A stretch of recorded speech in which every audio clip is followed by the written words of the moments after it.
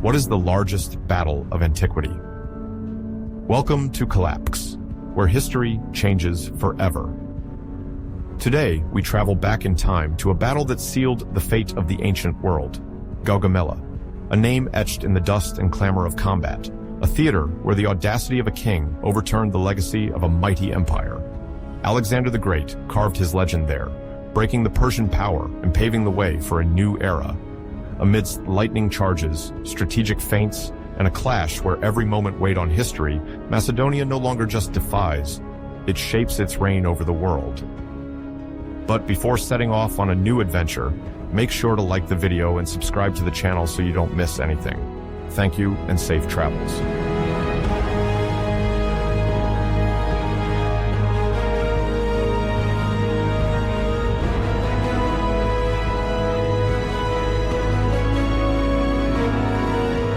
In the 4th century before Christ, the Mediterranean world and beyond find themselves at a decisive crossroads in their history. The major civilizations of this era are engaged in unique political, economic, and cultural dynamics while maintaining increasingly close contacts with each other. It is a pivotal moment where great empires, city-states, and smaller kingdoms must deal with the expansionist or defensive ambitions of their leaders while ensuring internal balance, often challenged by local revolts. To fully appreciate the events that marked this century, it is essential to understand the global context in which they occur.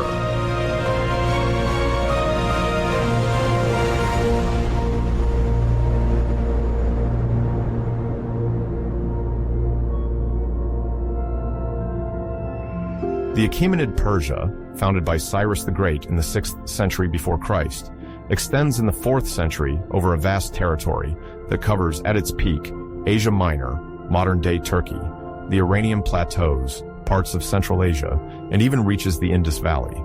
This empire, often described as gigantic, relies on a carefully organized administration, segmented into satrapies.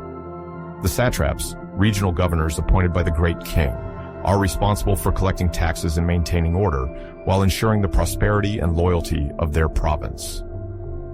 This structure, remarkable for its time, fosters a certain continuity in managing daily affairs. Even when the Persian throne is disputed among several claimants, the administrative apparatus remains relatively stable.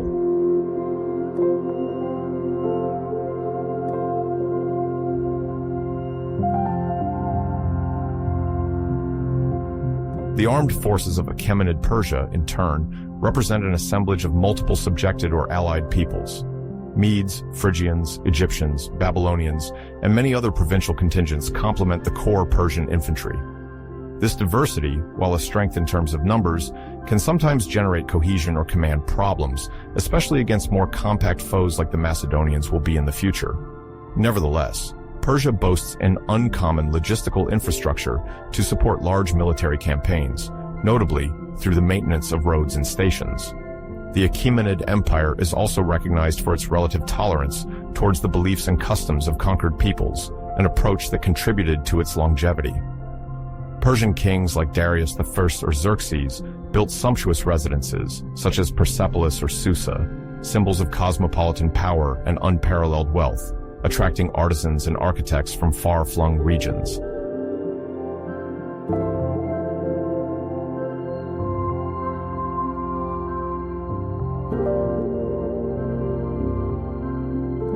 On the western side of the Aegean Sea, the Greek world of the 4th century before Christ appears particularly fragmented. Athens, Sparta, Thebes, Corinth, and many other city-states share the mainland Greece and the surrounding islands.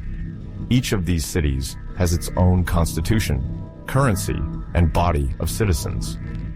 Historically, Athens stood out for its advanced form of democracy, even though only male citizens born to Athenian parents truly benefited from it, whereas Sparta is known for its strict oligarchic and military regime, based on asceticism and the worship of war. Thebes, for its part, managed to challenge Spartan supremacy following Sparta's defeat at the Battle of Leuctra in 371 before Christ, initiating a brief period of Theban dominance.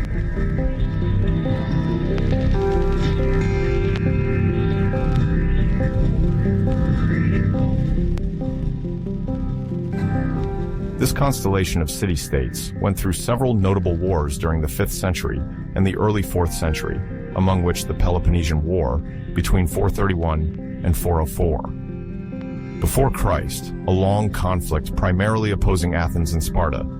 The internal disputes, often fueled by regional hegemony issues and ideological differences, Athenian democracy versus Spartan oligarchy, weakened the entire Greek world and paved the way for the gradual emergence of a peripheral power, Macedonia.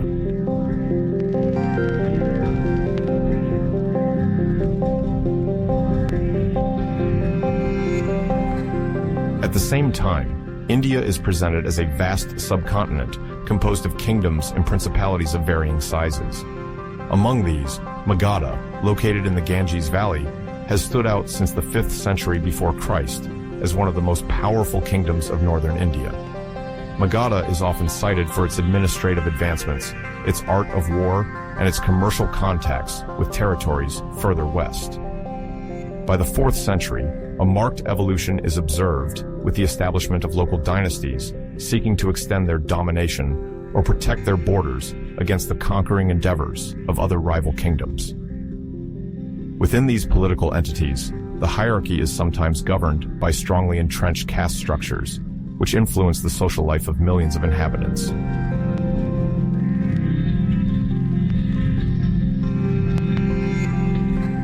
India's cultural position in this context is also due to its rich religious and intellectual heritage. The teachings of spiritual masters like Buddha or Mahavira, founder of Jainism, have already begun to spread, along with various philosophical and scientific schools. On the commercial front, Indian merchants maintain and develop land routes to Central Asia, exporting spices, textiles, and precious stones. Some ports on the west coast also participate in maritime exchanges in the Indian Ocean, connecting India to the Arabian Peninsula and Egypt. Thus, despite significant internal conflicts, India asserts itself in the 4th century before Christ as a cultural and economic crossroads, with ramifications extending to the Persian worlds and even further east, towards Southeast Asia.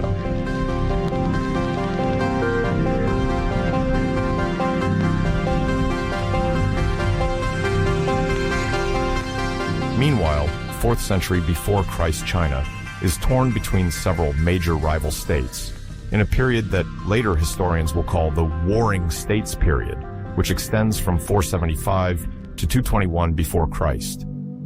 The states of Qin, Zhao, Wei, Han, Yan, Qi, and Chu struggle to dominate the Yellow Basin as well as regions further south. Each kingdom develops its own administrative and military strategies, seeking to fortify its borders and improve the mobilization of its troops. They also adopt agronomic and social reforms, as a strong state relies on a stable and relatively prosperous agricultural population. The challenge for each kingdom is to establish itself as a leader, even if it means destroying its neighbors or forming temporary alliances. This competition stimulates innovation. Thus, the strategic treaties from China, including the famous Art of War, attributed to Sun Tzu, traditionally dated to the 5th century before Christ, but whose influence extends over several generations, inspire the conduct of military operations. New encirclement tactics appear, the use of advanced fortifications, and a refinement of weapons, improved bows, rudimentary crossbows. This military and political fervor is not limited to the warlike sphere. It also affects the arts, philosophy, and the establishment of more sophisticated bureaucratic structures than ever. Chinese royalism is accompanied by a cult of authority that seeks to harmonize or even unify the territory, paving the way for imperial ambitions that will be realized in the following century under the Qin dynasty.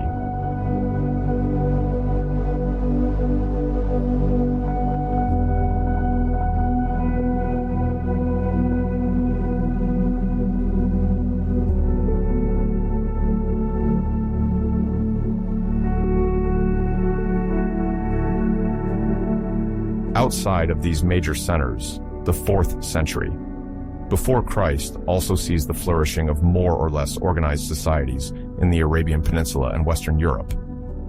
In the Arabian Peninsula, various nomadic tribes coexist with oasis cities where caravan trade plays a vital role. Although a unified empire doesn't really emerge in this region at the time, chieftains and small kingdoms occasionally arise, taking advantage of the passage of caravans transporting incense, aromatics, or textiles. Even though these peoples do not have the same military scope as Persia or Macedonia, their strategic location grants them an intermediary role between the Orient and Africa or the Mediterranean. Meanwhile, Western Europe is still largely marked by Celtic and Proto-Celtic societies, often segmented into tribes. The establishment of unified political structures is slow, and it takes several centuries for these regions to become the scene of more powerful empires. However, the populations of Western Europe, which will later be called Gauls or Iberians in certain areas, maintain trading networks along the coasts via Greek or Phoenician trading posts, such as in Marseille, founded by Greek colonists from Phocaea around 600 before Christ. In summary, even though centralization is not the norm there, these regions are not isolated. They sometimes receive influences from the Mediterranean world and send back riches, slaves, or mineral resources, like tin or gold, that feed into wider trade circuits.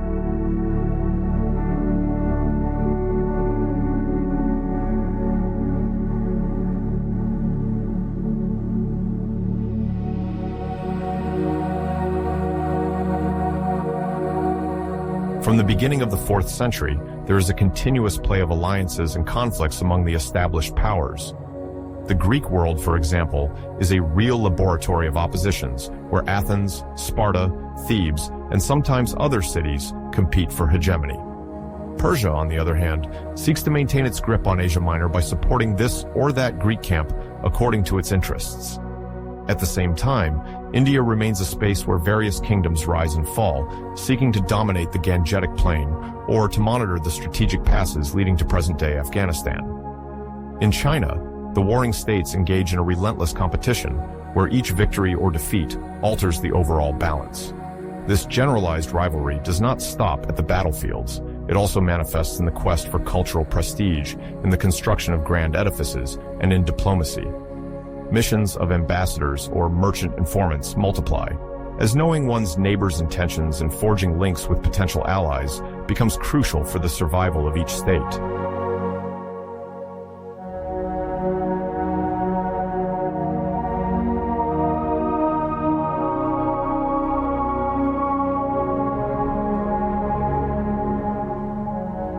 Parallel to these conflicts, commerce becomes an essential tool for the development and prosperity of kingdoms and empires.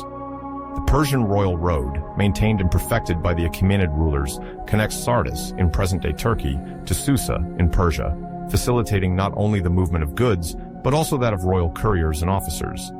Similarly, transcontinental caravan routes allow the transport of fabrics, spices, precious metals, horses, and other goods over long distances. This period sees the rise of a merchant fleet that sails the Mediterranean, connecting Carthage, the Greek cities, Egypt, and farther to the Levant. The interconnection between these different areas is not solely material, it is also cultural, as trade routes serve as vectors for the diffusion of arts, sciences, and religions. Thus, in the great Persian capitals, one might find Greek artisans or Babylonian scribes, while Egyptian temples may receive offerings from Asia Minor or elsewhere. In the Indian subcontinent, caravans linking Gandhara to Bactria open a gateway between the Indian and Persian worlds. Even in the China of the warring states, indirect exchanges through Central Asia occur, although they are less documented. Powers, however rival they may be, must deal with the necessity to protect or control these routes. Anyone who manages to secure or tax these flows strengthens their treasury and increases their influence.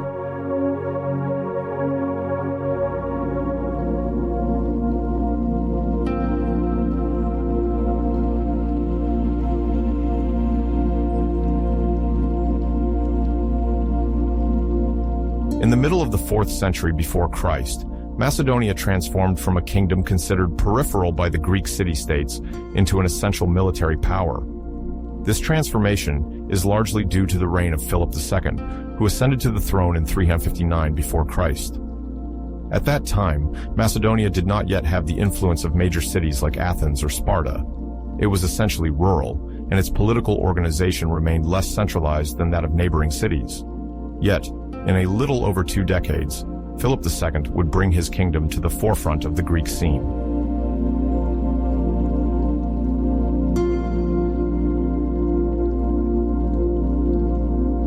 To understand how he achieved this, one must first consider the reform of the Macedonian army.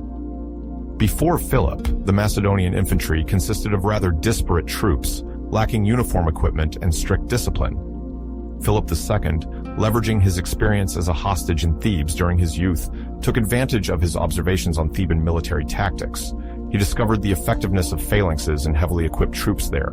Upon his return to his kingdom, he decided to form a permanent army, far from the temporary militias on which most Greek city-states depended. He equipped his men with a longer spear than the one used by traditional hoplites, the sarissa, which could reach up to 5 or 6 meters in length. The objective was to keep adversaries at a distance and create an impassable wall of spears. This evolution transformed the Macedonian phalanx into a formidable bloc, renowned for its cohesion and striking power.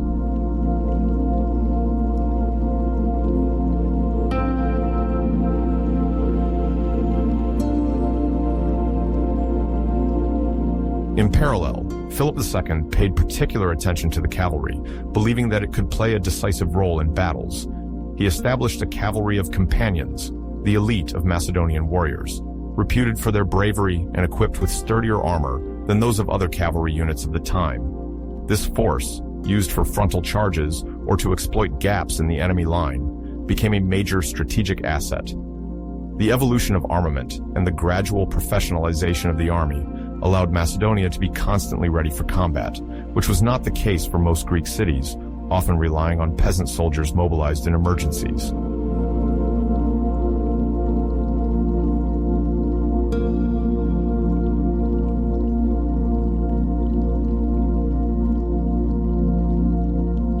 Beyond military reforms, Philip II's diplomatic policy also contributed to Macedonia's rise. He took advantage of the internal rivalries in the Greek world, particularly exacerbated after the Peloponnesian War, when Athens and Sparta struggled for regional hegemony. Often solicited as an arbitrator or ally, Philip managed to impose his presence, useful to several cities concerned about the influence of their neighbors. He thus forged matrimonial alliances, a common practice in antiquity, and obtained selective support from certain Greek states. When he intervened militarily, he was careful to present his actions as a means to pacify the region, even if, in reality, he gradually extended the Macedonian sphere of influence.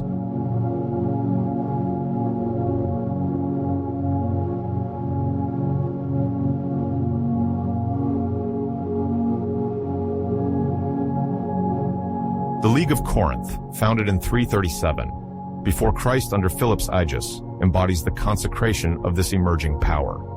Almost all the Greek cities, with the notable exception of Sparta, adhered to this alliance, which designated Philip II as hegemon, i.e., supreme leader, with the official purpose of launching a punitive campaign against the Persian Empire.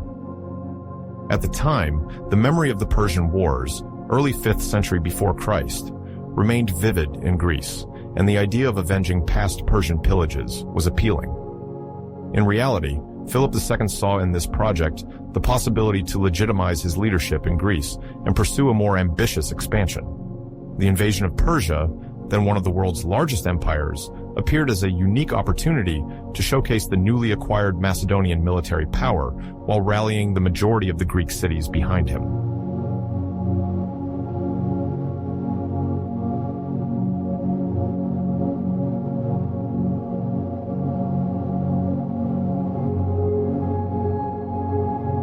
In 336, before Christ, the fate of Macedonia took a tragic turn. Philip II was assassinated during a large festive gathering, open to many Greek and Macedonian personalities. The exact circumstances of this assassination remain unclear. Some ancient historians speak of a conspiracy, others see it as the isolated act of a vindictive bodyguard. In any case, upon Philip's death, it was his son, Alexander, then about 20 years old, who acceded to the throne. The new ruler's beginnings are delicate. Philip II's authority was considerable, and many external and internal enemies awaited the opportune moment to challenge Macedonia. Moreover, Alexander must assert his position against potential rivals within his own family or among influential aristocrats.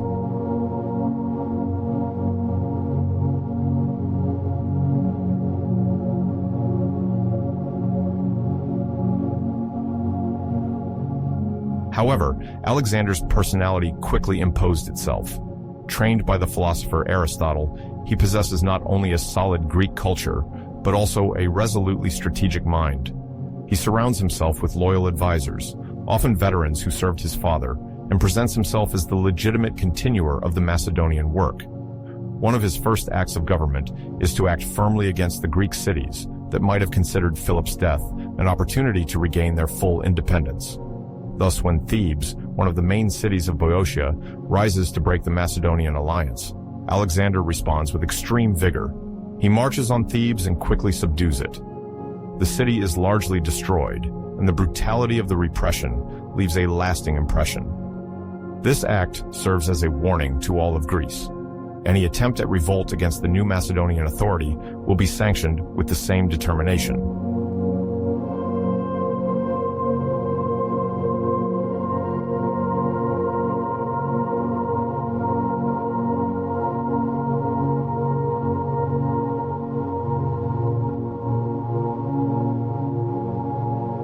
While consolidating his internal power, Alexander also seeks to resume the great project bequeathed by his father, to campaign against the Persian Empire.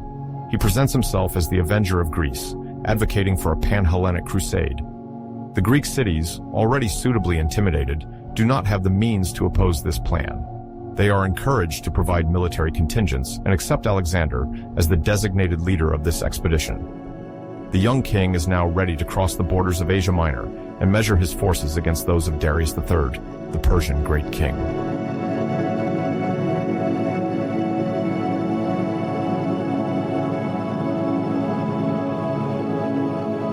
In the spring of 334, before Christ, Alexander initiates the Great Offensive.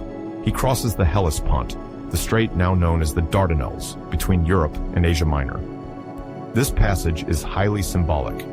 To the Greeks, setting foot on the Asiatic shore is not only entering enemy territory, but also a land rich in myths. Alexander, driven by heroic glory, is said to have even performed a ritual to invoke the shade of Achilles, the legendary fighter of the Trojan War, to inscribe himself in the continuity of the exploits celebrated by Homer.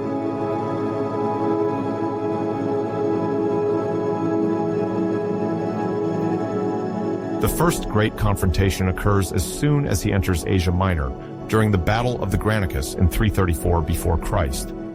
The local Persian satraps, aware of the Macedonian threat, have grouped their forces in the northwest of Asia Minor to try to stop the invasion at its start. On the battlefield, Alexander finds himself facing a Persian cavalry and infantry superior in number, but he can count on the discipline of his phalanx and the energy of his companion cavalry. According to ancient accounts, Alexander himself took part in the initial assaults, narrowly escaping death in the melee. Ultimately, the Macedonian victory is total, paving the way for a rapid advance along the coastal territories.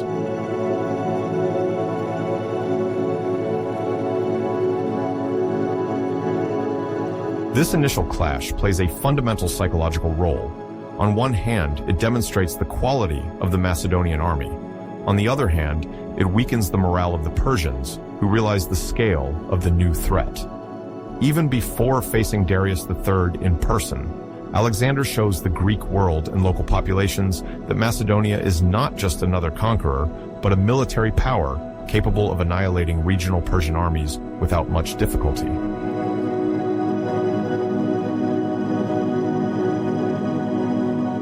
After the Granicus, Alexander continued his campaign in Asia Minor with several objectives.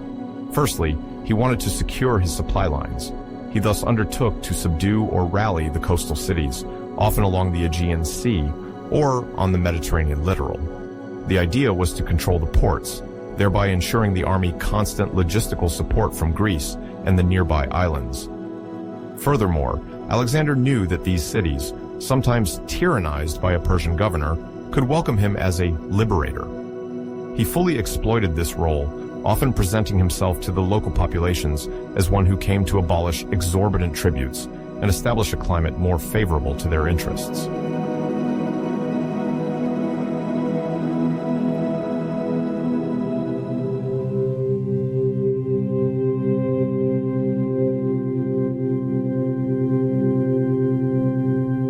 The submission of the coastal cities proceeded relatively smoothly. Some cities, fearing to become battlefields, preferred to surrender without resistance and welcomed Alexander to preserve their infrastructure and commerce. It is true that the Persians, too dispersed and poorly coordinated at this phase of the campaign, failed to mount an effective counter-offensive. Moreover, in several regions of Asia Minor, local leaders began to realize that it was better to come to terms with this new conqueror than to risk losing all property and suffering the fate of Thebes.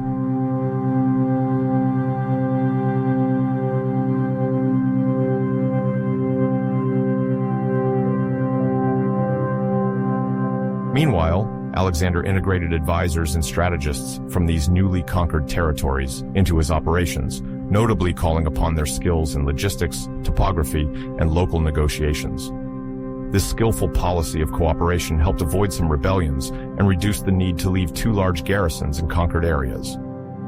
Eager to continue his journey eastward, Alexander chose a strategy of moderate control, where local elites retained some of their responsibilities but recognized the supreme authority of the king of Macedonia.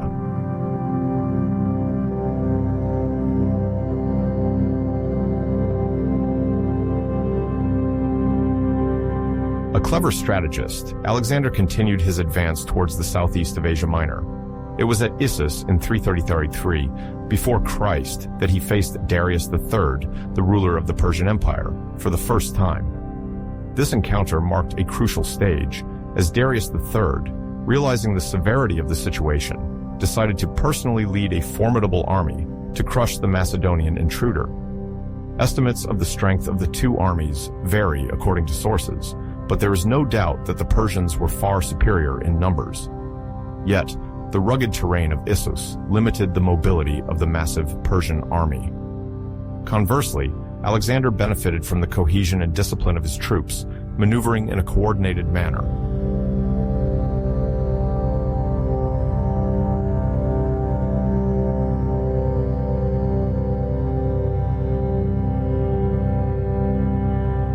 During the battle, the Macedonian phalanx kept the enemy at a distance, while the cavalry, deployed on the flanks, exploited any opening in the Persian line.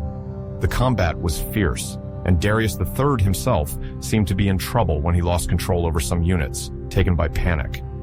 Caught in the turmoil, the great king chose to retreat to avoid capture, leaving behind treasures and even members of his family. The flight of the sovereign, widely reported by Macedonian soldiers and by Alexander's propaganda, struck a severe blow to the prestige of the Achaemenid monarchy.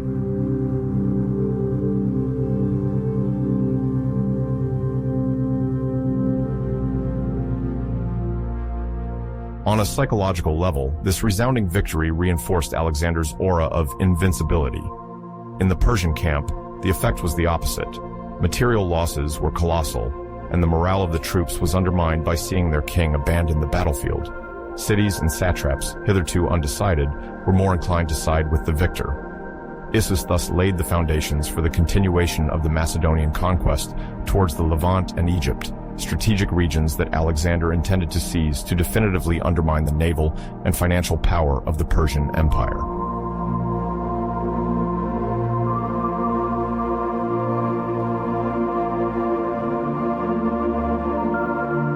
After Issus, Alexander turned towards the Syro-Phoenician coast, fully aware of the strategic importance of these maritime territories and their fortified cities.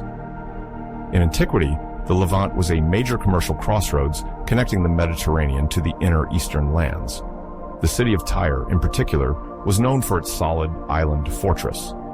Historically reputed to be impregnable due to its offshore position, it posed a formidable logistical challenge for any attacker. Alexander realized he absolutely had to control Tyre to prevent the Persians from using the port as a naval base and threatening his maritime communication lines.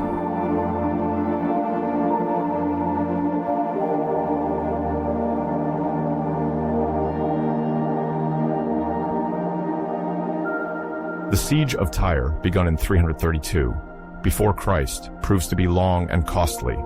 The Macedonians build a causeway to connect the shore to the island, under constant fire from the Tyrian defenders. They also deploy innovative siege engines, using battering rams and mobile towers, often astonishing the besieged. Despite the heroic resistance of the Phoenician city, the technology and determination of the Macedonian army eventually prevail. The capture of Tyre is marked by harsh repression, intended to dissuade other cities from such fierce resistance. The fall of this powerful city-state has a significant impact throughout the Mediterranean basin.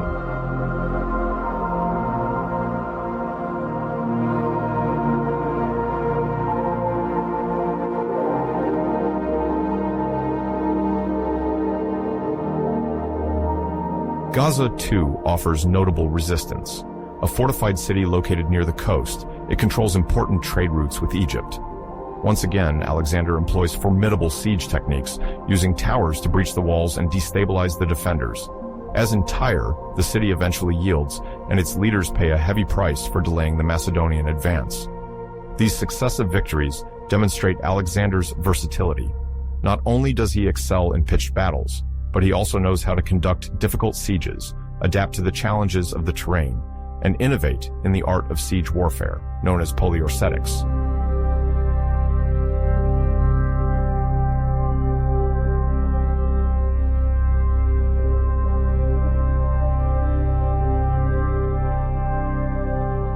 Once the coastal cities are dominated, the road to Egypt opens for the Macedonian army. At the time, Egypt is an invaluable satrapy for the Persian Empire, both for its agricultural production and its commercial role. The Persians, occupying the country for several decades, are not well liked, as they have often imposed governors who neglected or plundered the local wealth, particularly the grain reserves. Thus, Alexander's arrival is perceived as a potential liberation from the Persian yoke.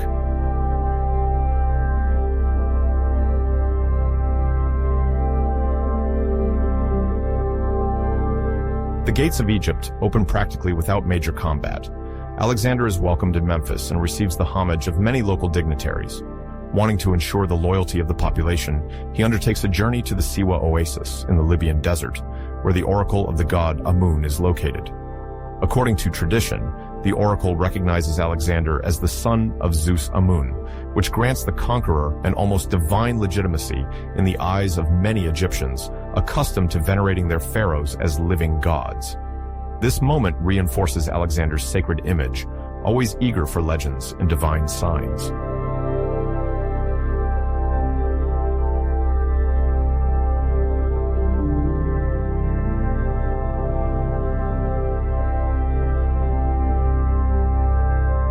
In the Nile Delta, the young king founds the future Alexandria, destined to become one of the most flourishing metropolises of the ancient world. Its urban plan reflects a desire for a symbiosis between Greek and Egyptian traditions. Greek settlers move there, while Egyptians retain their religious and cultural practices. Thus, Alexander shows that he is not content with mere military conquest.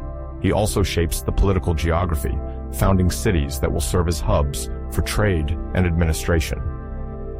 This policy of creating cities and respecting local structures prepares the ground for more stable domination.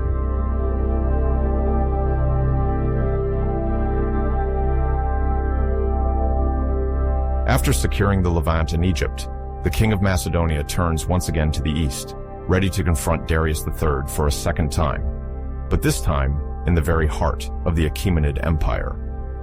He now realizes that the conquest of these coastal regions ensures him near complete control over the supply of food and men. The naval bases he possesses in Phoenicia and in the Nile Delta guarantee the logistical support essential to an army engaged far from its starting point. Buoyed by previous victories, Alexander is more convinced than ever of the tactical superiority of his troops.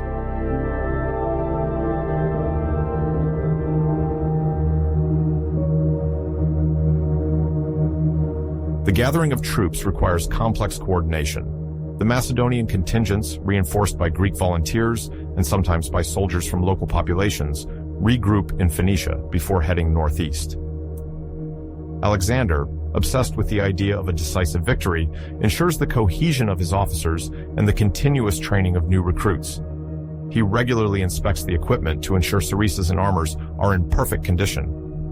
The same goes for the companion cavalry, whose battlefield effectiveness depends on the good condition of their horses and lances. Preparations are not limited to the land army. Although the main conflict will likely occur on land, A fleet capable of transporting reinforcements and supplies remains a strategic asset.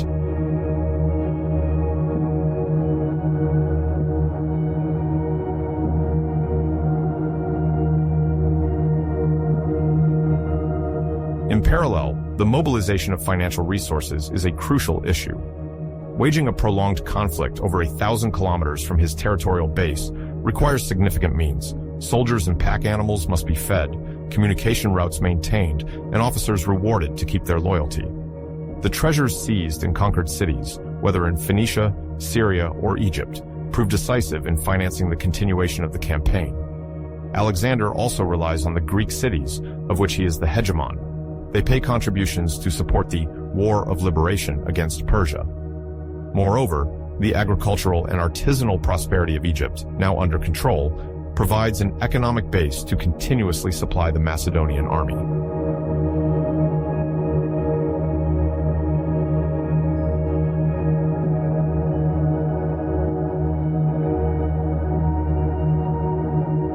At the heart of the Persian Empire, the figure of Darius III stands as that of a monarch facing profound challenges. When he ascends the throne, Darius III inherits a weakened empire, marked by internal strife and the consequences of several disastrous military campaigns against the Greeks, notably those of Xerxes at the beginning of the 5th century before Christ. Even though these events date back more than a century, the Persian prestige has been lastingly undermined, and the nobility, sometimes dispersed among different great lineages, expects the new ruler to restore Achaemenid glory. The exact circumstances of Darius III's accession are complex. He ascended the throne in 336 before Christ, following the assassination of King Artaxerxes IV, in a climate where palace conspiracies and political murders are not uncommon.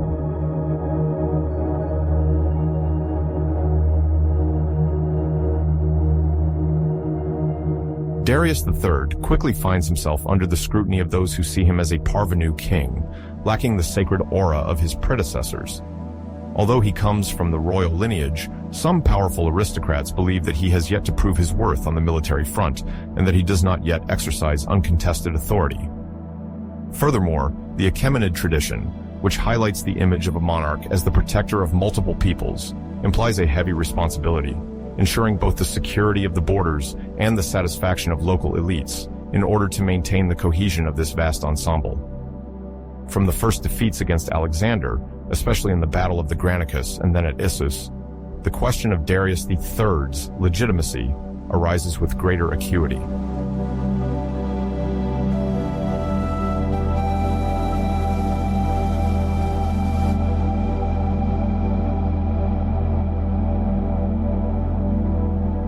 The setbacks suffered by the Persian army, first in Asia Minor and then in Cilicia, create a mix of consternation and anger in the royal entourage. Many of the defeated seek someone to blame. Some accuse Darius III of poor management and strategic timidity, as during the Battle of Issus, the Persian king is said to have left the battlefield hastily, contributing to the general debacle of his troops. In the military culture of the Achaemenid Empire, abandoning the battle is perceived as a clear sign of weakness or a bad omen, further eroding the already fragile confidence of the nobles and officers.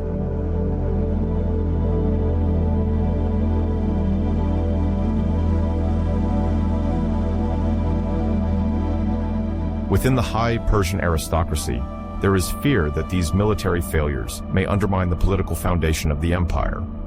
In some remote regions, satraps might be tempted to take advantage of the situation to expand their independence.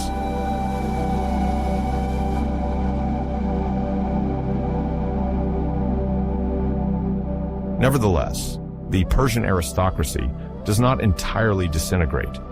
To preserve their privileges and status, most of the great lords and regional governors agree to rally behind Darius III, especially if he manages to organize a large-scale response.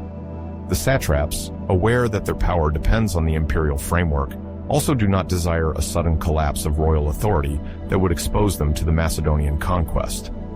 Thus, there is a form of pragmatic consensus. The Persian Empire, feeling its survival threatened, does everything possible to prepare for a decisive confrontation with Alexander.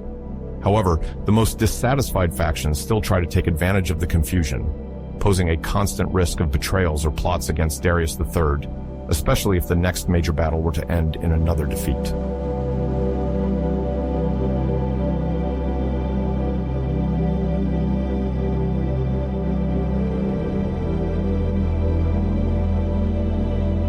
On his side, Darius III redoubled his efforts to consolidate his forces. He attempted to call upon all imperial resources, Persian troops from Mesopotamia and the Iranian plateau, as well as contingents provided by the Babylonian, Phoenician, and even Eastern satraps, Bactrians, Sogdians. His ambition was to assemble an army numerically superior to the Macedonian army and sufficiently diverse to tactically outclass an enemy that was dreadfully organized. This composite army included elite cavalry, renowned for their ability to operate on vast plains, as well as more original units such as scythed chariots, whose effectiveness, however, depended on the configuration of the battlefield. Darius III also planned to use war elephants, although ancient sources differ on the actual extent of their use before Gaugamela. In any case, the desire to strike hard and showcase the Achaemenid power remained at the heart of the great king's strategy.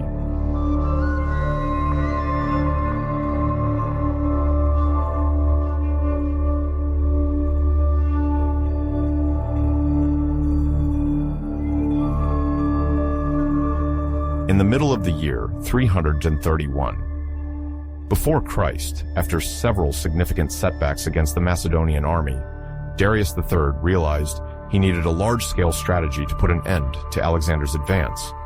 He chose a flat and open terrain, located not far from the village of Gaugamela, east of the Tigris, in a region roughly associated today with Iraqi Kurdistan. The guiding idea of Darius III was to leverage the numerical superiority of his troops. Unlike narrow valleys or mountain passes already traversed by the enemy, this open space would provide the possibility to deploy his forces in wider ranks, particularly the cavalry and the famous scythed chariots, named for the blades fixed on their axles, designed to mow down enemy ranks.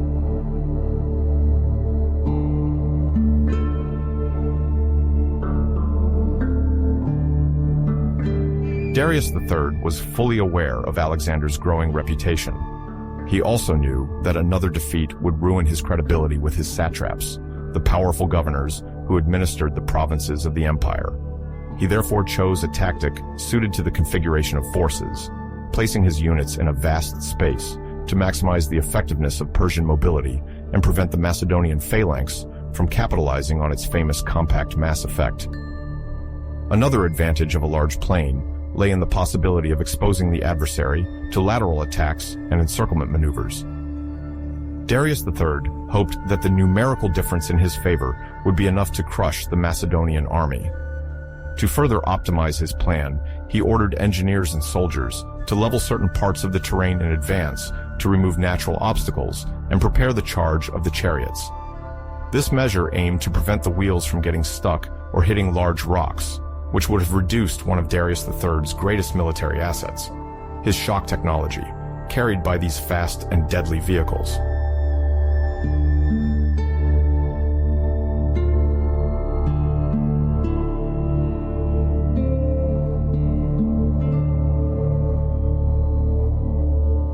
Faced with this open space strategy, Alexander the Great was not left behind. Aged just over 25, he quickly understood the stakes of a decisive battle. He knew that to cement his legitimacy with the Greek cities and to maintain the momentum of his conquest, he had to defeat Darius III spectacularly. Thus, rather than avoiding the open terrain where Persian chariots and cavalry could fully deploy, he decided to trust his men and his tactical vision. Used to acting vigorously and surprising his opponents, Alexander was already considering exploiting the slightest flaw with formidable striking force.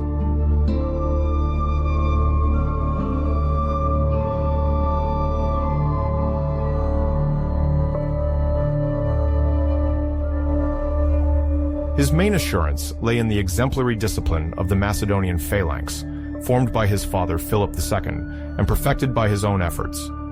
Composed of heavily equipped soldiers, the Macedonian phalanx excelled thanks to its long sarissas, spears that could measure up to 6 meters in length. This weapon allowed them to keep enemy formations at a distance and create an almost impenetrable wall, especially if the cohesion and marching order remained strong. In addition to this elite infantry, Alexander also relied on the companion cavalry, considered one of the best of its time. Led by experienced and loyal generals, this heavy cavalry had proven itself on multiple occasions, often breaking through enemy lines when confusion set in.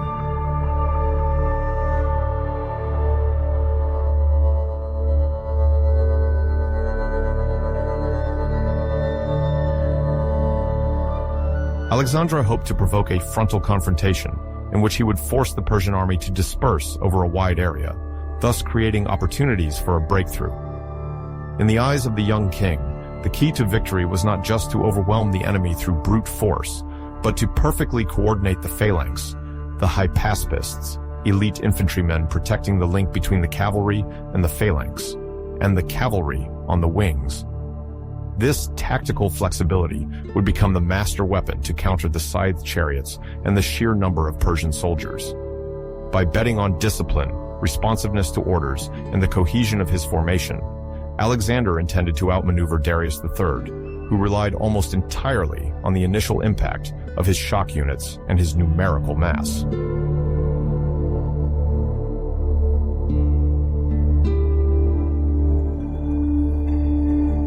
To reach the future battlefield, Alexander and his troops undertook a long journey that, historically, symbolizes both a military feat and a test of endurance for the soldiers. Once matters in Egypt were settled and the foundation of future Alexandria begun, Alexander turned back northeast to pursue Darius III. His route now led him to leave the coastline and head inland to reach Mesopotamia, a region located between the Tigris and the Euphrates, two major rivers of the Near East.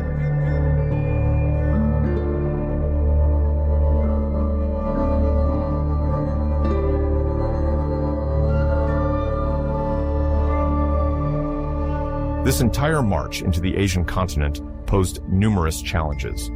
The extremely hot climatic conditions, especially during the summer months, severely tested both men and horses. The Macedonian and Greek soldiers were not always familiar with the region's dry and arid landscapes or the sometimes dangerous wildlife they might encounter. Under these circumstances, scouts, often seasoned cavalry or light infantry, played a crucial role.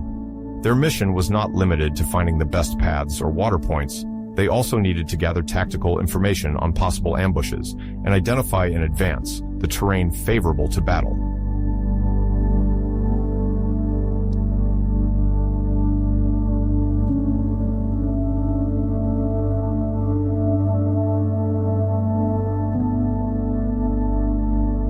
Since Alexander was wary of a strategic surprise from Darius III, he advanced cautiously, ensuring the morale and safety of his troops were preserved.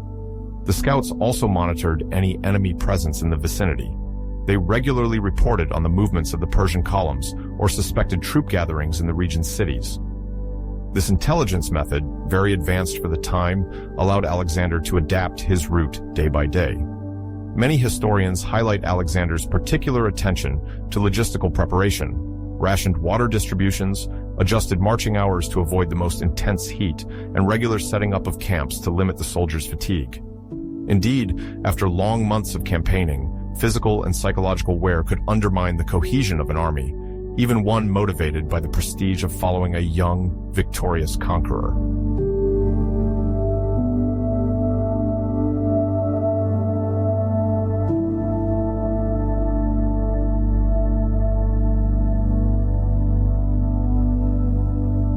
As Alexander headed towards the Tigris, Darius III was working to gather his forces for a confrontation he hoped would be decisive. The region of Arbela, now corresponding to the city of Erbil, located in northern Iraq, was chosen as the area for regrouping and command for the Persian army. In the weeks leading up to the battle, reinforcements flowed in from various satrapies of the Achaemenid Empire. The satraps of Media, Babylonia, Syria, and even Bactria each sent a contingent, often comprising infantry, cavalry, and sometimes specialized units. Some ancient documents and authors even mention the presence of war elephants, although their role at Gaugamela remains subject to debate.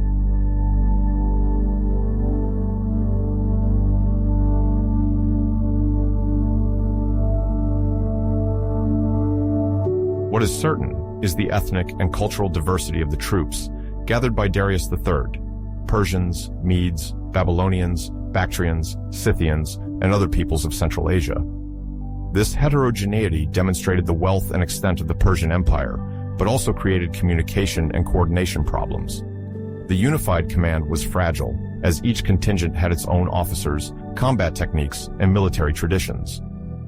Darius III relied on the belief that the enemy would be intimidated by such an assembly, and above all, that the charges of his cavalry and chariots, supported by thousands of light and heavy infantries, would eventually break the Macedonian lines. The Persian king also spread the idea, perhaps exaggerated, of countless troops and overabundant logistical means to discourage potential dissident cities in the region that might have considered supporting Alexander.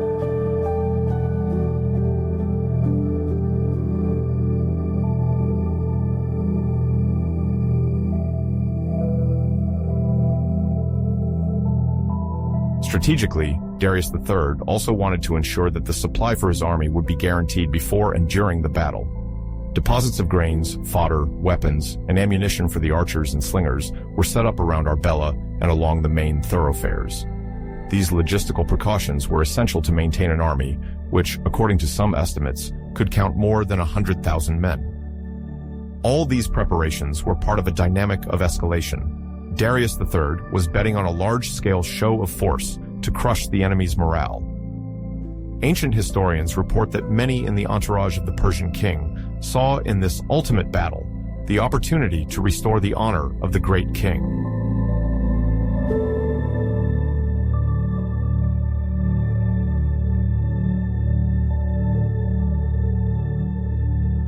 On the eve of the great confrontation, one of the major challenges both for Alexander and Darius III was the question of supply. Armies of antiquity relied on rudimentary logistical systems compared to more modern times. They often had to live off the local resources, requisitioning crops, requisitioning cattle, or transporting provisions on countless wagons, which slowed down progress. For Alexander, who had traversed relatively arid lands since Phoenicia, water and food for his men, as well as food for his horses, became a crucial imperative. The Macedonian cavalry, a pillar of his military apparatus, could not afford to arrive weakened or ill-equipped. The horses, especially those intended for the charge, required a sustained diet, with barley and quality fodder. Yet, in these regions, resupply remained unpredictable.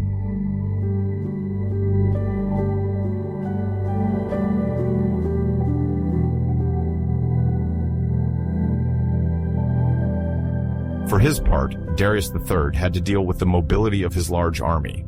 The larger the numbers, the more logistical needs explode: cereals, cattle, water, additional equipment for the cavalry, maintenance of the chariots, and so on. While he hoped for a rapid deployment of forces, including cavalrymen from distant regions, he had to manage the synchronization between these different units.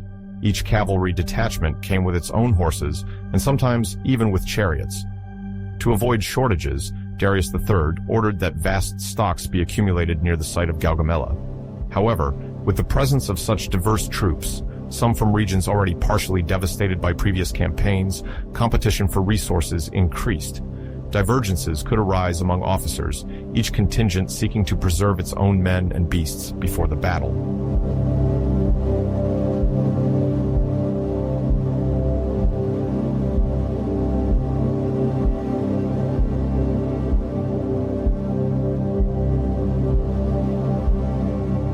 The management of diseases also represented a significant problem. Ancient armies were often decimated by epidemics of dysentery or other ailments contracted in tropical or desert areas. Stagnant or poor quality waters could quickly poison dozens, even hundreds of soldiers. Military doctors, named iatros among the Greeks, strived to filter water and treat the wounded, but their means were limited.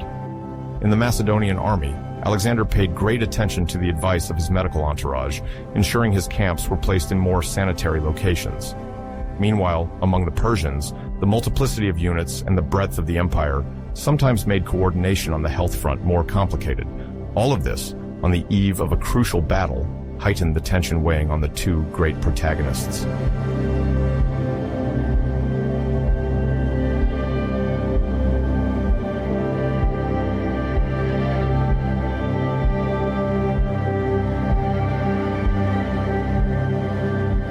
On the morning of October 1st, 331, before Christ, the Persian army stretched out over a vast plain near the village of Gaugamela, in present-day Iraq. This choice of an open and relatively flat terrain had been deliberately favored by Darius III to fully utilize his numerical superiority and to give his scythed chariots enough space to pick up speed before impact. Let us recall that these chariots were equipped with blades in the shape of sickles or scythes attached to their axles or around the circumference of the wheels. They aimed to sow panic in the enemy ranks by mowing down soldiers and horses if they failed to disperse quickly.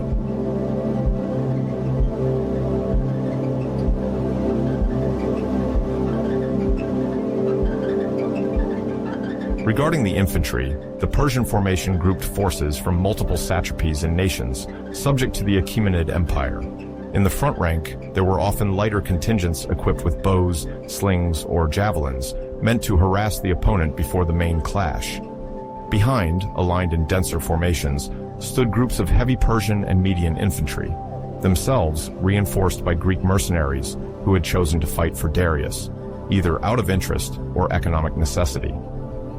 There were also other troops from the eastern extremities of the empire, such as the Bactrians and Sogdians, who could be formidable with their horseback archery or skirmishing techniques.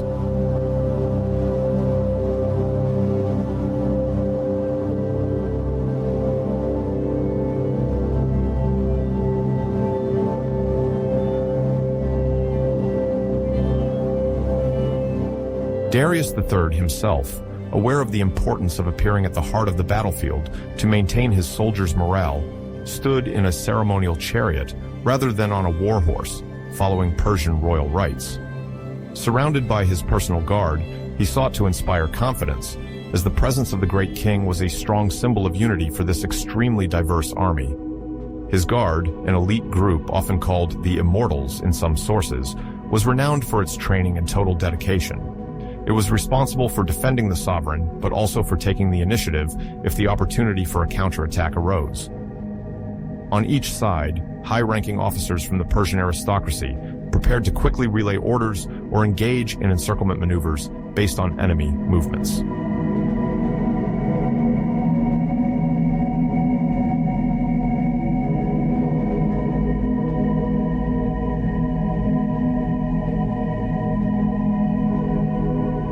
In total, the Persian army fielded between 200,000 and 300,000 soldiers, combining a massive infantry of $150,000 to 200,000 men, supported by a cavalry estimated at 40,000 to 50,000 horsemen, as well as about 200 scythed chariots intended to break enemy lines and around 15 war elephants, although their impact on the battlefield was limited.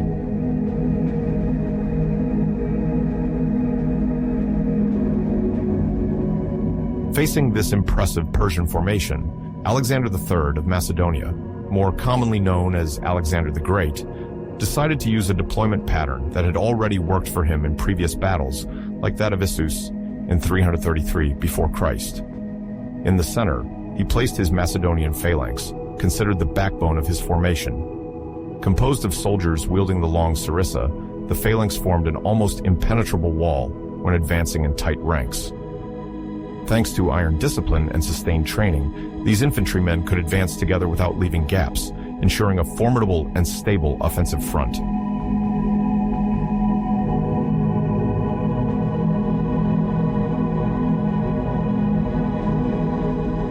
On the wings, Alexander deployed his cavalry, a key strategic element of the Macedonian army.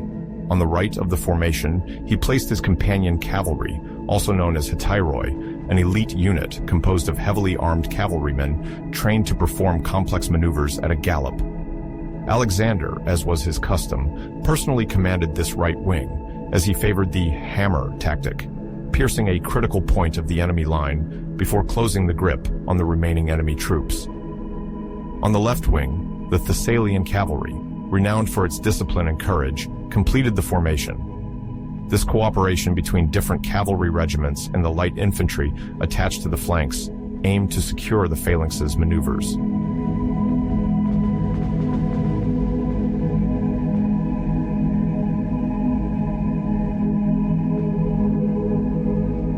In addition, to support the center, Alexander positioned his hypaspists, elite soldiers, who formed a link between the phalanx and the cavalry.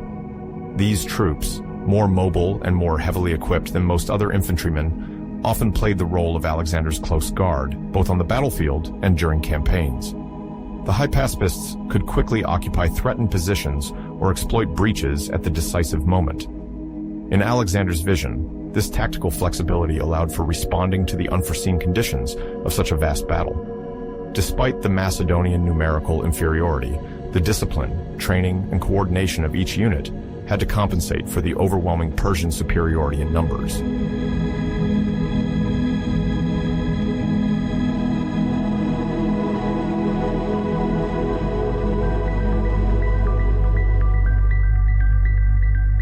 In total, the Macedonian army and its Greek allies numbered about 47,000 soldiers, including an infantry of nearly 40,000 men, mainly composed of heavily armed Macedonian phalanxes and Greek auxiliary troops, as well as a cavalry of about 7,000 horsemen, including the formidable companion cavalry of Alexander, the spearhead of his offensives.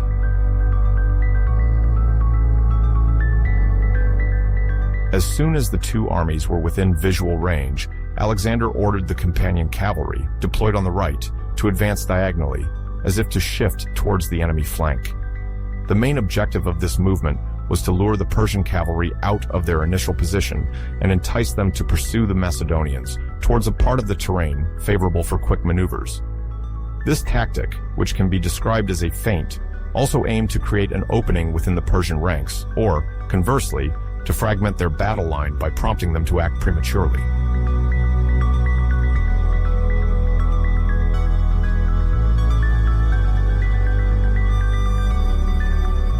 At the same time, a screen of Macedonian slingers and archers advanced slightly ahead of the center of the phalanx to contain any uncoordinated assaults. Alexander knew that the advantage of a cavalry charge came with vulnerability. Isolating his horsemen without adequate support exposed them to the risk of encirclement. Thus, Macedonian officers remained on high alert, ready to react if the Persian cavalry attempted too bold a countermaneuver. Scouts sent out earlier in the day had reported the presence of numerous Eastern troops skilled in mounted combat, including Bactrians, Scythians, and other contingents noted in Greek accounts as excellent mounted archers.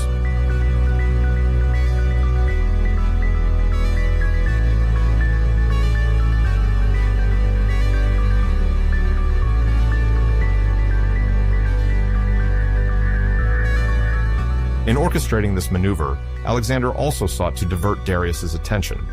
Indeed, if the great king focused his gaze on the Macedonian cavalry on the right, he risked leaving part of his formation less guarded, thus facilitating a potential infiltration move towards the center or left of the Persians.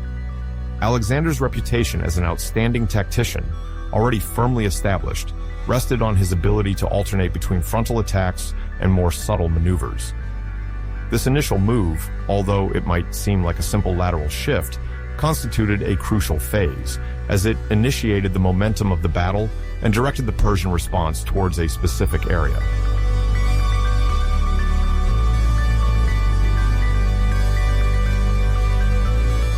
In response to this calculated advance on the Macedonian right wing, Darius III ordered the attack of the scythe chariots.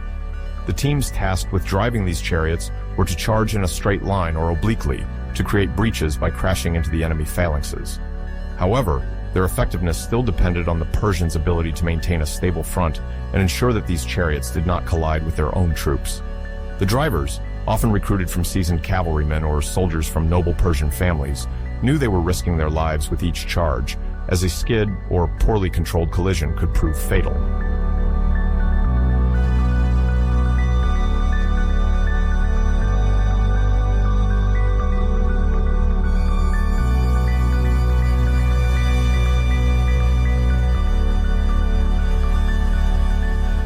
Moreover, Darius mobilized part of his cavalry, including notably Scythian contingents experienced in mounted archery.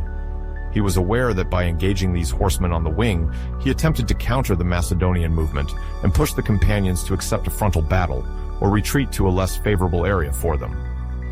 At the same time, the Bactrian cavalry, often described as heavier and more solid in direct shock, also set in motion to support the action of the chariots.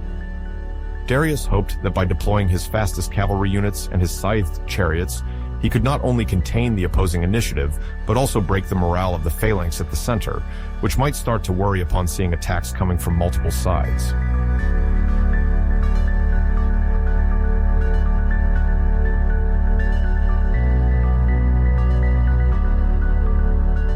However, these decisions remained risky. The immense Persian army sometimes lacked tactical coherence due to its diversity and considerable size. Each contingent, accustomed to its own combat techniques, had to synchronize its actions with those of its allies.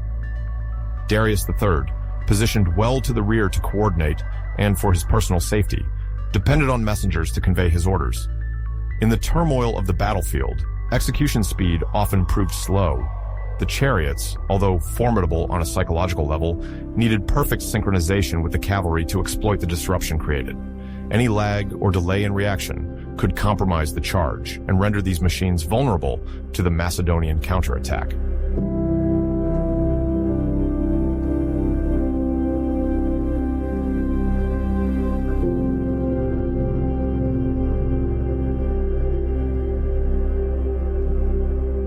In the midst of these initial maneuvers, the center of the battle was engaged head-on. The Persian infantry advanced, encouraged by Darius's officers, to test the strength of the Macedonian phalanx.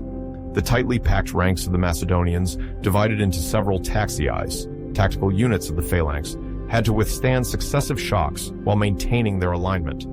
Any breach between two blocks of soldiers could become a favorable infiltration path for the Persian cavalry or chariots, which would then only need to rush at easy targets.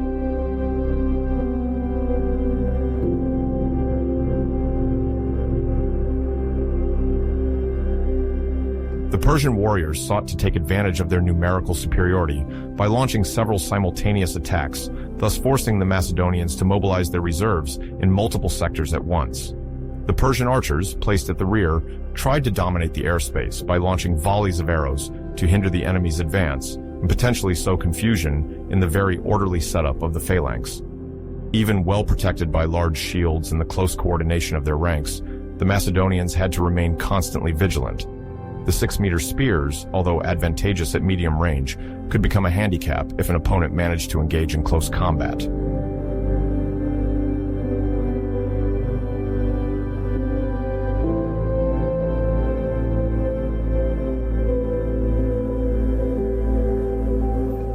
It was precisely in these crucial moments that the role of the subordinate Macedonian officers took on all their importance. They ensured that no one broke the line, that injured soldiers were replaced without leaving a gap, and that the troops remained focused on the mission. Hold until Alexander's main maneuver on the right wing took effect. Despite their numerical superiority, the Persians failed to break through the phalanx, as the discipline and length of the Macedonian spears forced the attackers to retreat each time they attempted a breakthrough. However, the tension was at its peak, and some Macedonian soldiers began to feel the weight of fatigue while witnessing enemy waves renewing incessantly.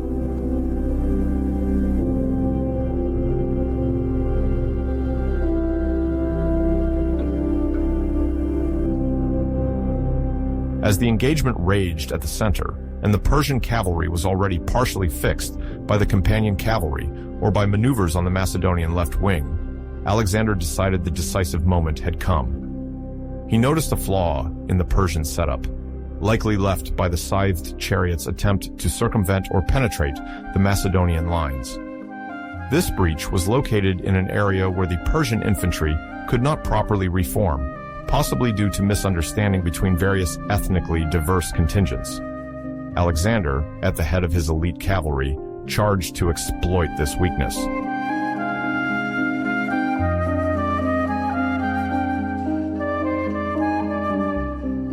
The companion cavalry, tightly packed in a wedge formation, rushed into this opening. The Macedonian cavalrymen, protected by their helmets and armed with shorter spears than those of the phalanx, could strike in a surgical manner. The speed of their charge, combined with the surprise of the maneuver, upset the already precarious balance of several Persian regiments. In a few moments, the Persian front was pierced, and Alexander approached dangerously close to Darius III's position. According to several ancient accounts, the great king himself saw Alexander on his famous horse within sight. Some still mention Bucephalus, even though it is possible that this horse did not participate in all subsequent battles. Panicked, seeing the cohesion of his army locally collapsing, Darius realized he risked being surrounded if he remained in place.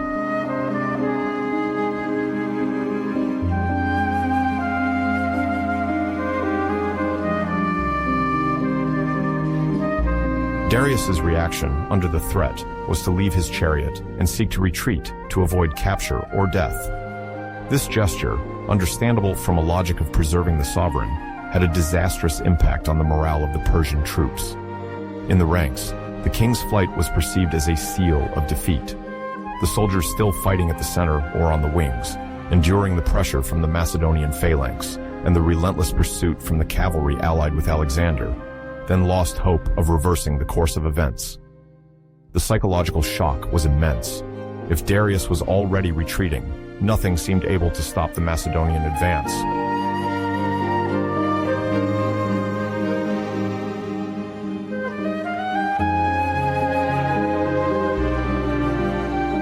Quickly, the disorganization in the Persian army escalated. Satraps and officers trying to maintain cohesion had to choose between continuing the fight, risking capture, or following their sovereign.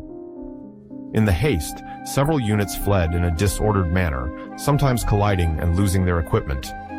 The cavalry still engaged against the Macedonian wings suddenly found itself deprived of coherent orders, and many riders preferred to abandon the fight rather than pursue an engagement that had become hopeless. This general rout, initiated by the flight of the great king, marked the final point of Persian resistance at Gaugamela. For Alexander, the way now opened towards total victory, even if some pockets of Persian resistance continued to fight briefly.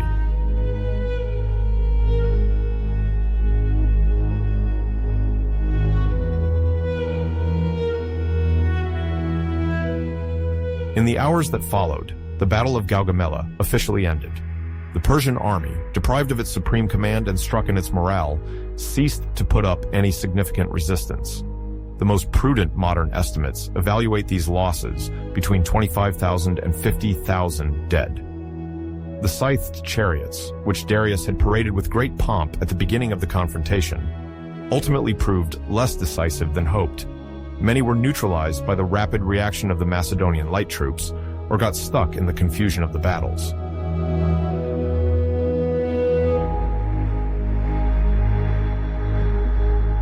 On the Macedonian side, the losses were significantly lower but not negligible, especially within the phalanx. The ranks endured multiple attacks for long hours, and some battalions faced intense arrow fire and direct clashes with the Persian cavalry. Despite the organization and discipline of Alexander's troops, the Macedonians suffered losses estimated between 500 and 200 dead, a figure much lower than that of the Persians, but which testifies to the violence of the combat. The injured needed rapid care, and Alexander, always concerned about the morale of his army, ensured that doctors and supply officers deployed as quickly as possible to support the soldiers still present on the battlefield.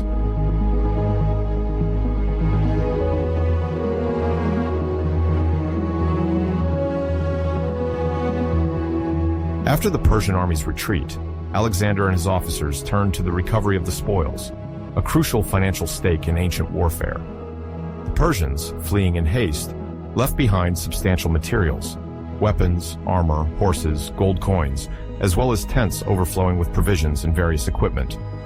To boost the Macedonians' morale and reward their efforts, Alexander organized a partial distribution of this loot, following a policy already applied during previous victories.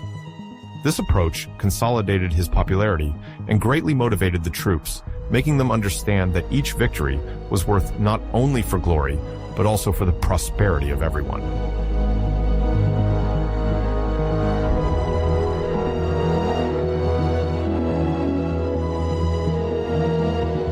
The management of prisoners was the second critical aspect of the end of this battle.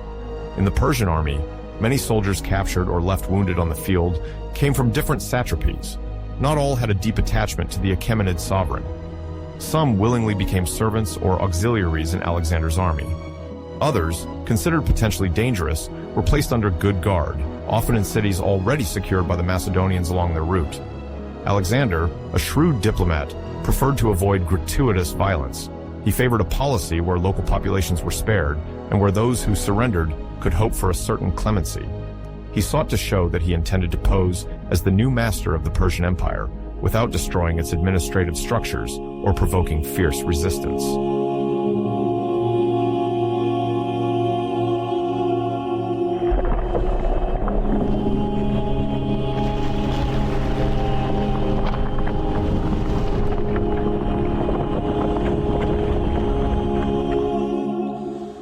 In the aftermath of the Battle of Gaugamela in 331, before Christ, the Achaemenid Persian Empire was deeply shaken. Aware of the magnitude of the disaster and the risk of capture, Darius chose to flee east, hoping to rally the distant satraps and reconstitute an army capable of facing the Macedonian threat. For these satraps, the regional governors of the vast empire, the prospect of supporting a king already defeated twice raised significant questions. Their local power was indeed threatened by the rapid advance of Alexander, whose military skill had just been confirmed spectacularly. Many of these regional leaders, in order to preserve their status and privileges, thus volunteered to negotiate with the victor. The fear of reprisals, mixed with the fascination for the energy of the young Macedonian conqueror, stimulated an increasing number of defections.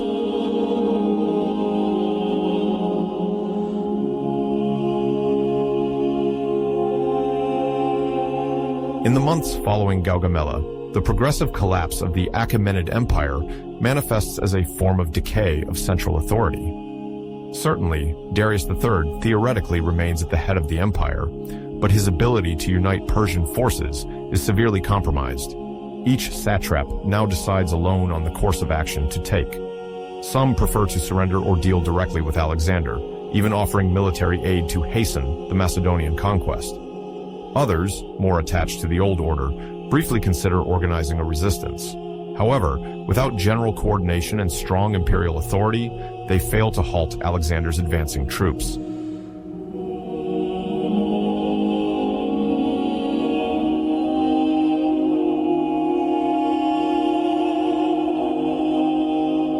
Nevertheless, even if the Persian Empire collapses, it's not just a matter for Alexander of administering empty territories.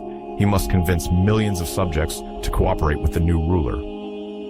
From the very first days following Gaugamela, Alexander implements a policy of clemency towards local populations, in line with what he had already done in Egypt or in some Phoenician cities. He avoids unnecessary massacres, respects traditional cults, and grants pardon to those who voluntarily submit.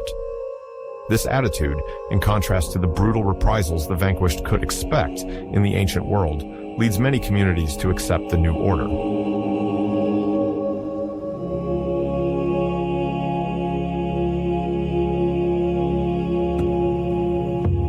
In an effort to maintain administrative continuity, Alexander keeps in office several Persian and local officials considered competent and sufficiently loyal. He also surrounds himself with advisors from the entourage of Darius III and other dignitaries of the old regime to ensure a certain balance in governance. His objective is twofold: to stabilize the situation immediately after the battle, while presenting himself as the legitimate successor of the Achaemenid dynasty.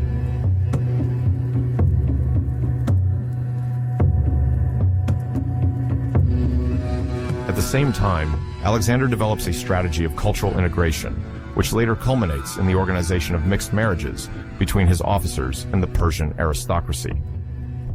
Although it is not yet a matter, in the weeks following Gaugamela, of celebrating such marriages, the idea of a union between the Macedonian elite and the great Persian families begins to take root. For Alexander, this policy is a means to secure long-term local support. For the Persians, entering the Macedonian royal entourage represents a way to maintain or increase their influence. Thus, from the first rumors of Darius's defeat, princes and satraps show readiness to negotiate not only an amnesty, but also a longer-term marital alliance.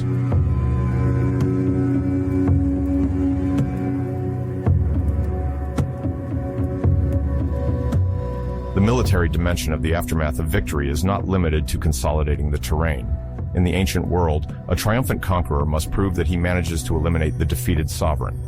Alexander therefore undertakes, immediately after Gaugamela, a methodical pursuit of Darius III. He first heads towards Lower Mesopotamia, in present-day Iraq, where the great imperial cities are located: Babylon, Susa, then Persepolis, the ceremonial capital.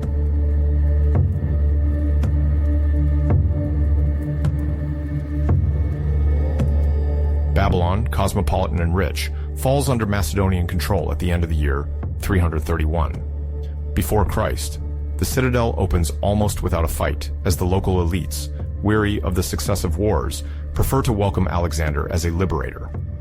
A few months later, at the beginning of the year 330 before Christ, Susa, another major administrative center, also yields. The treasures accumulated in this ancient capital of the Achaemenid Empire, renowned for its sumptuous palaces, fall into the hands of the conqueror and largely finance the continuation of the campaign.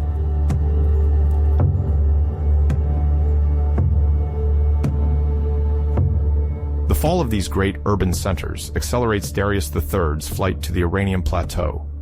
In the hope of regrouping his last forces, he attempts to take refuge in the eastern part of the empire, more mountainous and therefore easier to defend.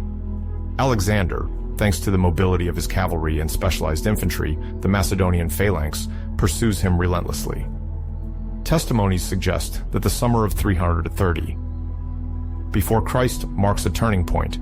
Darius III is betrayed by some of his close associates, including the satrap Bessus. Bessus eventually captures him and then assassinates him, definitively ending the hopes of reuniting the Persian Empire under a single legitimate sovereign.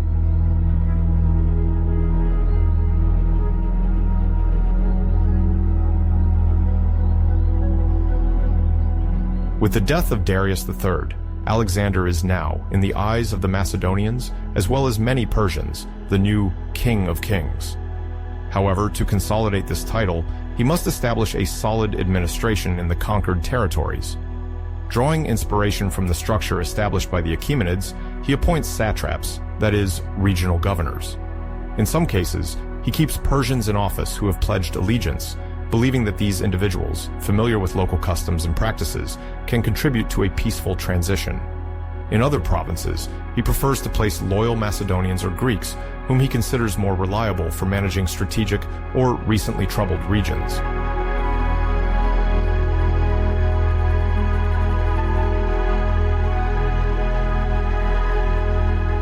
To prevent any insurrection, Alexander also leaves permanent garrisons in important citadels, addressing the issue of military control. Macedonian and Greek soldiers, sometimes reinforced by rallied eastern contingents, are stationed in key fortresses, control major trade routes, and ensure the maintenance of order. This policy of military presence aims to prevent any potential rebellion, whether from Persians who remain loyal to the former dynasty or overly ambitious satraps.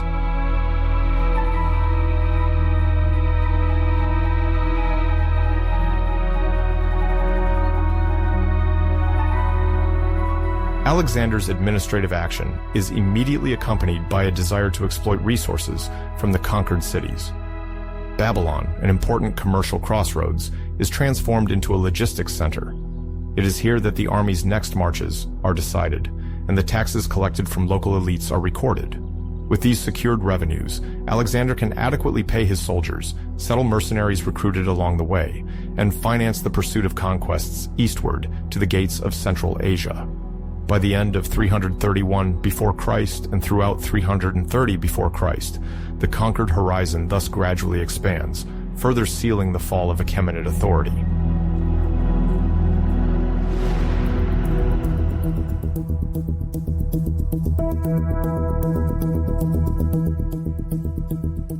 At the same time, the news of the victory at Gaugamela spread quickly across the Greek city-states. Alexander's position as the undisputed leader of the League of Corinth, the alliance of Greek cities established by Philip II, is considerably strengthened. In the eyes of the Greeks, Alexander is no longer simply the young king of Macedonia on a punitive mission. He increasingly appears as a king of kings, having conquered Persia. The cities, still hesitant like Sparta, briefly attempt to resist Macedonian dominance, but they lack the financial and military means to support a large-scale resistance.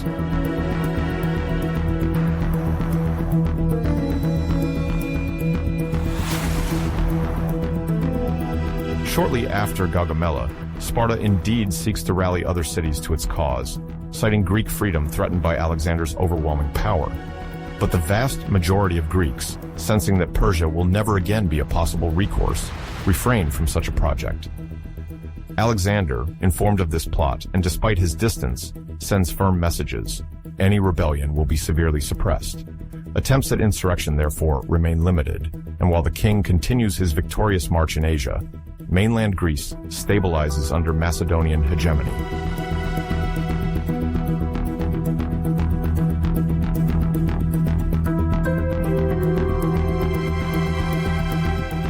This political stabilization is accompanied by a tremendous spread of Alexander's prestige.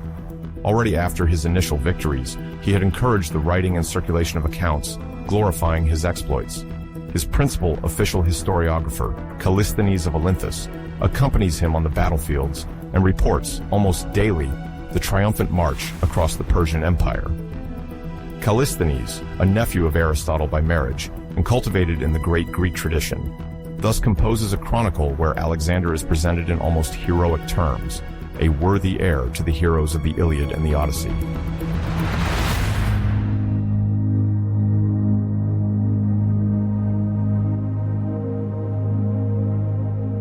The Battle of Gaugamela, thanks to this cleverly orchestrated propaganda work, soon becomes a major event in Greek imagination.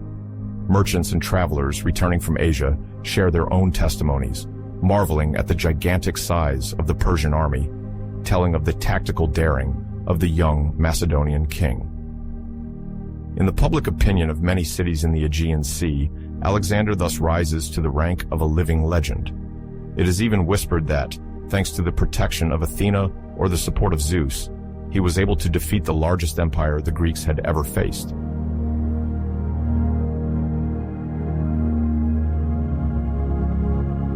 This fame is not only a symbolic asset, it also serves Alexander's projects, as he wishes to recruit new Greek contingents to consolidate and extend his conquests. The Greek cities, flattered to be associated with the glory of the victor, now more willingly provide auxiliary troops, siege engineers, and even scholars, eager to explore the eastern lands and establish contacts with local populations.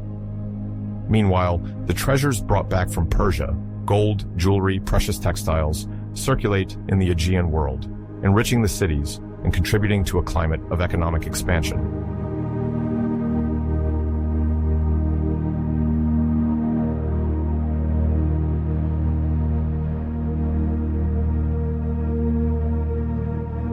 After the fall of the Achaemenid Persia, Alexander turned his gaze towards the regions located northeast of the conquered empire. Thus, he entered Bactria, a vast territory that roughly corresponds to present-day northern Afghanistan and around modern Tajikistan. This mountainous region, known for its fertile lands and rich cities, was not readily won. Despite the defeat of Darius III, many Persian satraps stationed in these eastern fringes refused to submit to Macedonian authority. Among them was Bessos, a former Achaemenid noble, who proclaimed himself ruler under the name Artaxerxes V.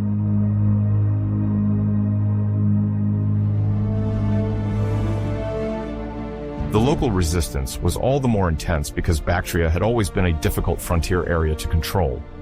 The inhabitants of the region, accustomed to independence, did not always accept central authority, whether Persian or Macedonian. To prevent any large-scale insurrection, Alexander dispatched troops to secure the loyalty of the garrisons and pursue the last supporters of Darius.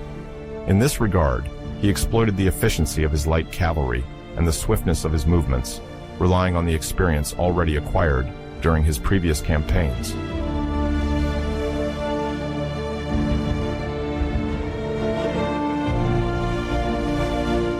But taking control of Bactria was not enough to ensure the stability of this eastern part of the new empire.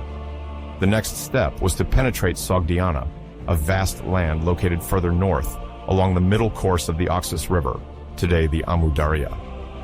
The Sogdians were known for their strong cultural identity and acute sense of autonomy. Far from allowing themselves to be conquered without reaction, they organized revolts led by local chiefs and refused to submit. During this period, Alexander had to conduct several ad hoc campaigns and demonstrate tactical flexibility. He then adopted a method based both on the rapid suppression of military uprisings and on pragmatic negotiation with the local elites.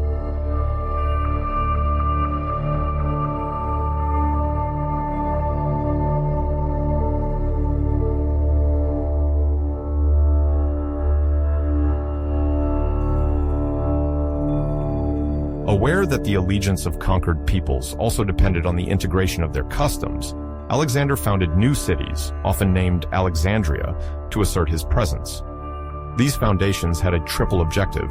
They served as strongholds for the army, as administrative centers for collecting taxes and resources, and as hubs for spreading Greek culture. Additionally, Alexander encouraged mixed marriages between his officers and the local nobility.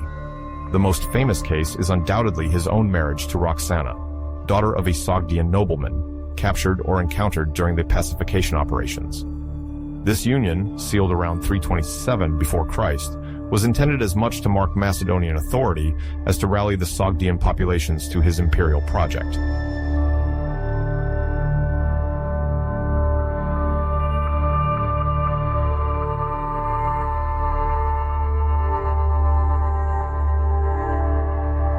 This effort at conciliation was nonetheless not free from difficulties. Sogdiana remained a hostile region where revolts could resume at any time. Spidomenes, one of the main Sogdian rebel leaders, harassed the Macedonian troops repeatedly, resorting to guerrilla tactics in hard-to-reach territories.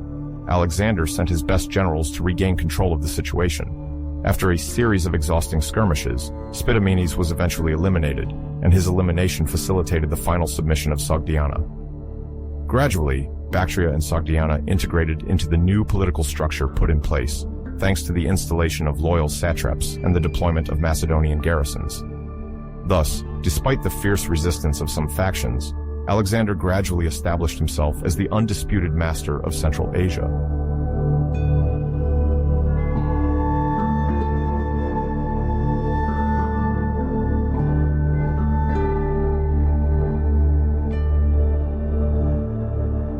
Once assured of the relative submission of Bactria and Sogdiana, Alexander turned his conquest further east, towards India. The motivations for this new adventure were complex. On one hand, Alexander dreamed of crossing the ultimate known boundaries of the Achaemenid Empire, which extended partly to the banks of the Indus River. On the other hand, he likely desired to venture beyond, driven by personal ambition and mythical tales of other powerful empires. The stated goal was to reach the Indian Ocean, a geographical boundary that symbolized the end of the world, according to some Greek conceptions of that time.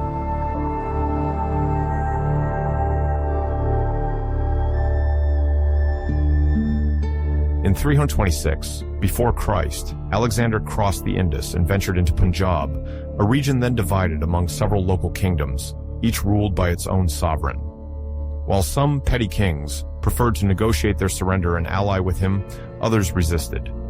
The most illustrious of these indigenous lords, Porus, ruled over a territory located between the Hydaspes, present-day Jhelum, and Axizines, now Chenab, rivers. To prevent the Macedonian advance, Porus gathered a considerable army, including a corps of war elephants, an impressive weapon relatively unknown to the Greek soldiers.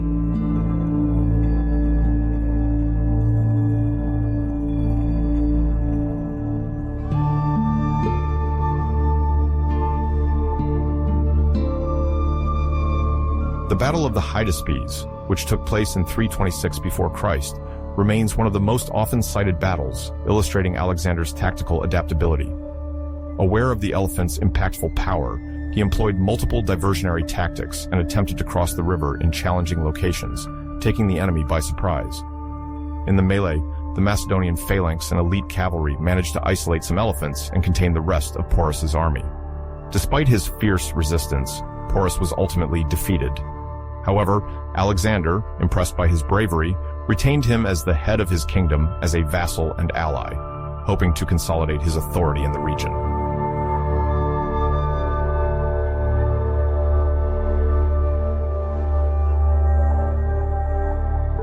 This victory did not end Alexander's eastern ambitions, but his army showed signs of growing fatigue. The soldiers, weary from years of campaigning, rightfully feared further ventures into unknown territories with uncertain climates and military challenges. Faced with their leader's unyielding will, they eventually expressed their refusal to continue beyond the Hyphasis, now Bias River. Alexander, forced to consider his troops' morale, then decided not to push further. He ordered a retreat and chose to descend the Indus River to the ocean, then to bring his army back to Babylon via the southern route. It was a grueling journey, and crossings of arid deserts, like the terrible traversal of Gadrosia in the Makran region, southern present-day Pakistan, caused significant losses. Nevertheless, this planned retreat remains a testament to Alexander's logistical capability and organizational skill.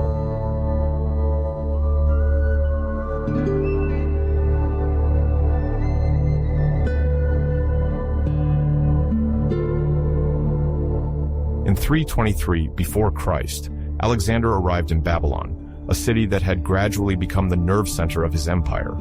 Eager to reorganize the conquered territories and prepare new expeditions, some even speak of projects towards Arabia or beyond the Caspian Sea, he embarked on the planning of a vast administrative reorganization.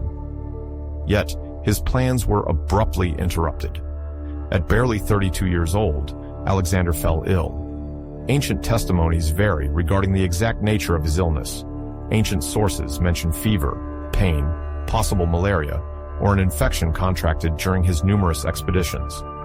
Other, later texts even suggest possible poisoning or a conspiracy, though no definitive consensus exists today.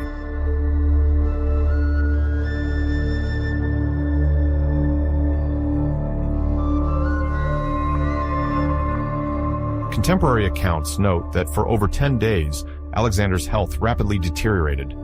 His fever made him delirious at times, and he became unable to manage political and military affairs. It is said that his officers, worried, sought a sign or a testament from him regarding succession. However, it seems he had not designated an official successor.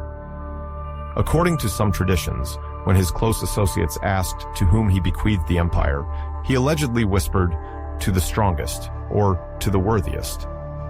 This enigmatic response, if indeed historically accurate, immediately plunged the nascent kingdom into a dire uncertainty.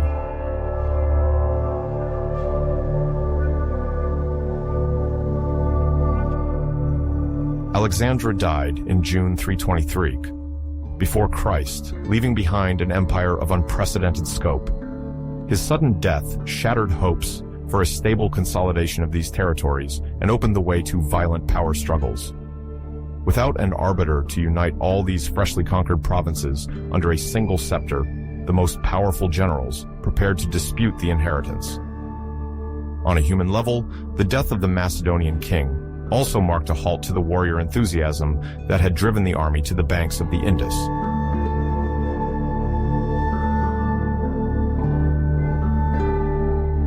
This political vacuum quickly led to what are known today as the Wars of the Diadochi.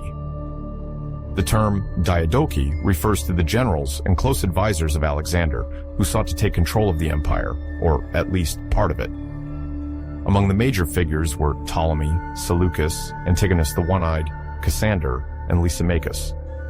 Sometimes united in fleeting alliances, sometimes irreconcilably opposed, these military heirs fought to acquire territories considered the most profitable or prestigious, notably Egypt, Mesopotamia, Asia Minor, and Macedonia itself.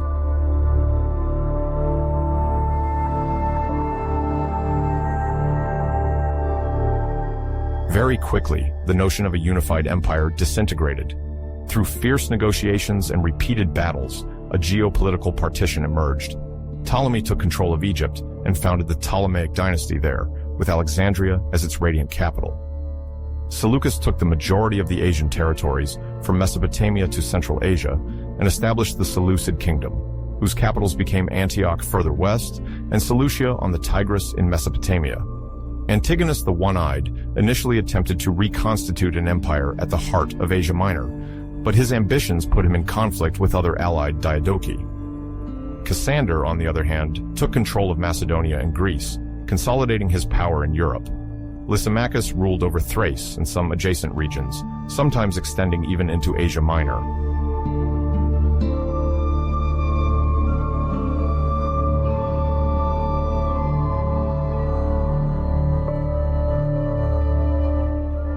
these new kingdoms, called Hellenistic, often featured an administration modeled on the legacy left by Macedonia and Persia. A powerful king surrounded by a court, professional armies, local satraps or governors, and a policy oscillating between the promotion of Greek culture and tolerance for local practices. Despite their rivalry, they shared Alexander's heritage, a reference to Hellenic culture, military innovations, and a marked interest in the integration of local elites.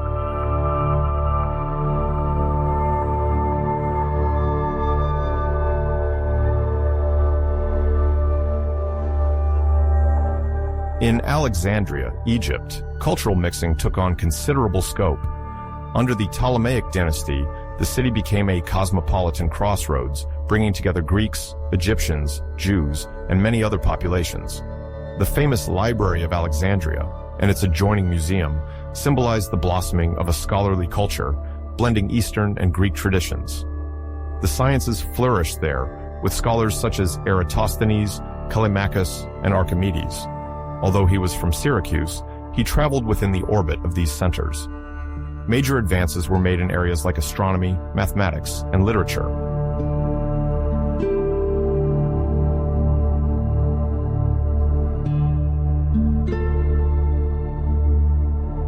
In other kingdoms, Hellenistic culture spread in various forms. The Seleucids favored the founding of Greek-type cities in Syria and Mesopotamia while maintaining ties with Central Asia. Art and sculpture were often influenced by the Greek style, giving rise, in the case of Bactria and the region of Gandhara, to artistic productions where the Buddha was represented in the manner of a Greek god, a sign of deep syncretism. Thus, wherever Macedonian power firmly took root, intensive exchange between local and Hellenic cultures emerged, fostering an era of commercial and intellectual openness.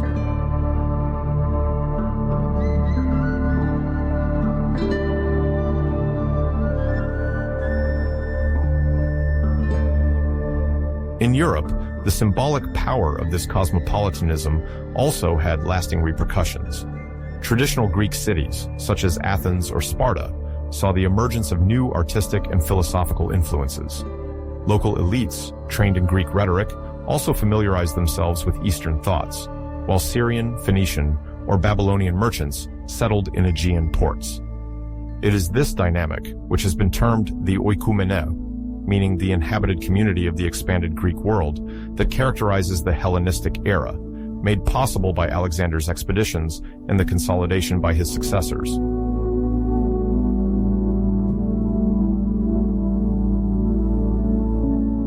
At the heart of this birth of the Hellenistic world, the memory of the Battle of Gaugamela symbolizes more than just a military victory. It embodies the pivot of a historical shift through which Alexander carved out an empire and irreversibly weakened the Achaemenid power. For the conquered populations, Gaugamela long retained a painful resonance, but it was also interpreted as a moment of transition, the entrance into an era where Macedon became, for a time, the dominant power of the East. In ancient historiography, notably with Arrian, Plutarch, or Diodorus of Sicily, the Battle of Gaugamela and Alexander's campaigns were described as heroic epics, where the tactical genius of the conqueror underscored the legitimacy of his reign. Callisthenes, Alexander's official historian, contributed to forging the image of a hero invested with a divine mission. Of course, these sources, often written after the events, are not free from bias. Over the centuries, Gaugamela has become an object of study for strategists, intrigued by how Alexander exploited the phalanx of his troops against a potentially larger Persian force. The Romans, who already revered Alexander's memory, used this example to understand the secrets of victory over vast enemy armies. Even today, the memory of Gaugamela and, more broadly, Alexander's conquest continues to fascinate historians. It fuels debates and archaeological research, notably to pinpoint more precisely the battlefield and to understand the logistics involved in such a vast campaign. Epigraphic discoveries and cross-references of Eastern sources regularly bring new nuances to the traditional Greco-Roman narrative. Despite this continuous enrichment of knowledge, Alexander remains one of the most studied historical figures, as he symbolizes the encounter between the West and the East in a context of political, cultural, and military relations of unprecedented scale.